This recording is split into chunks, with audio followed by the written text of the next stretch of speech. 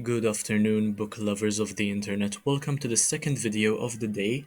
I am BookNerd0802, and in this video, I am going to be reviewing One Piece Volume 17.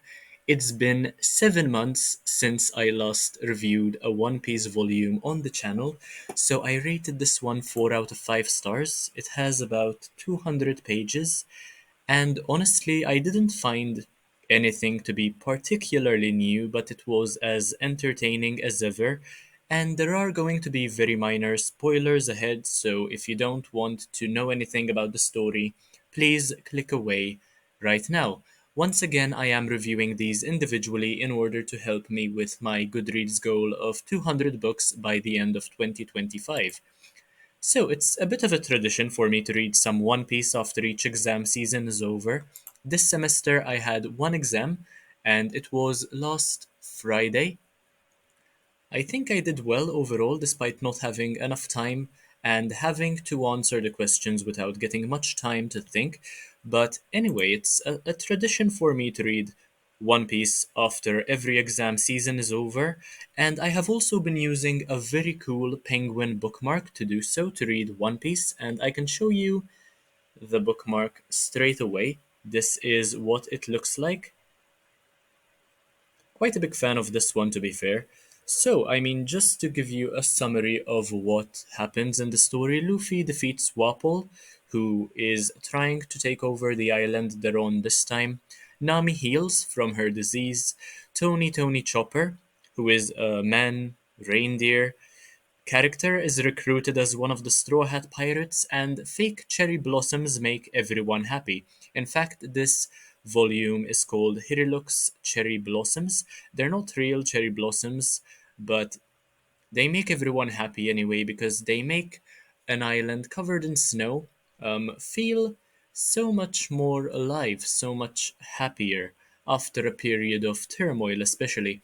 I do feel quite bad for Kureha, who is a witch and a brilliant physician as well, and I feel bad for her mainly because she lost her assistant, who is Tony Chopper, but I also love how she understands that he has to take flight at some point and not remain dependent on her simply to show her gratitude for basically taking him in and teaching him a lot of what he knows and taking care of him as well. This volume didn't have much to do with Baroque works, to be fair, and I wasn't disappointed. Despite this whole arc being called Baroque works, I'm not particularly finding Baroque works to be interesting, what is making the story cool or anything.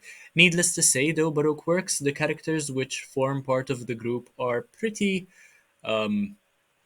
cool. They have some brilliant powers, some very original talents. They also have devil fruit powers, much like Luffy does.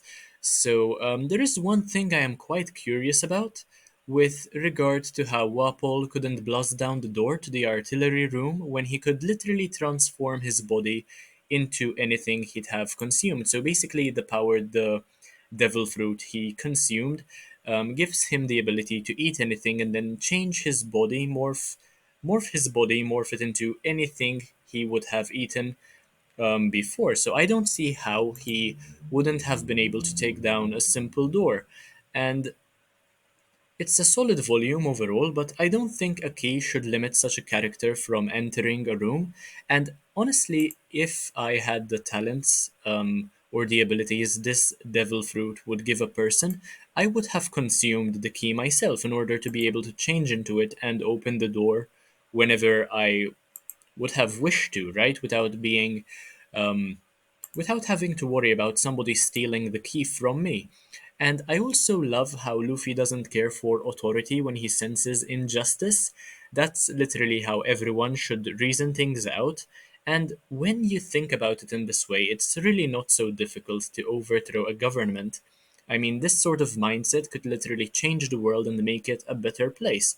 And I am a massive fan of when Luffy grows serious to defeat an enemy. After several chapters of goofing around with his crewmates, basically, he's quite a quirky character.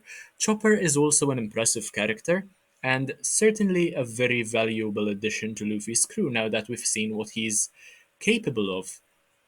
I don't know why he was given such a hard time, especially during his first stages in his life when all he had in mind was to help people.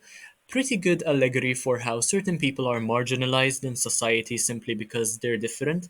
And I suppose that manga tends to teach readers life lessons better than formal education does.